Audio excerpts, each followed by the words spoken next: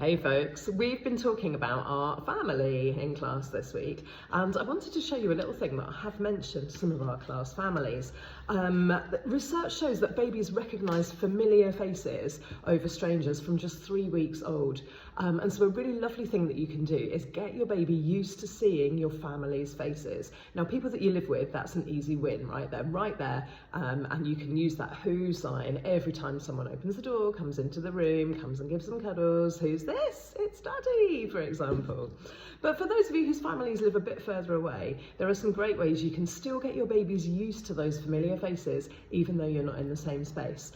Through lockdown, we were doing this on a screen all the time, which is a great way to get your little ones familiar with those people's faces and voices, even from a distance. But a nice thing to do is make up a little photo book. Here's one that I made for my daughter when she was just a baby.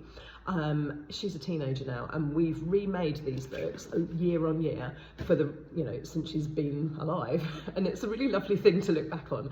Firstly, to see how their interests and connections have changed over the years. But when they're tiny, it's a lovely way to get them used to who's who in your family. Let me just show you what I've done with here. So we start off with baby, and then we've added in all the important people. Now my text might be backwards because we are on the reverse camera, so sorry about that. But we've got mummy and daddy, and we've got important brothers and sisters. I've popped some pets in there as well because animals are great members of the family. I've got great nans, we've got grandparents and aunties and uncles and cousins, and a really lovely way just to get used to who's who in your family.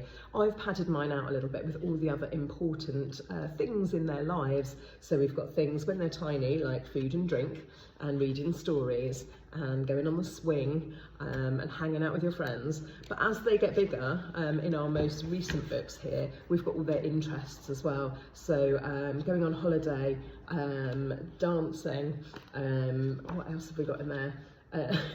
Days out that we've had.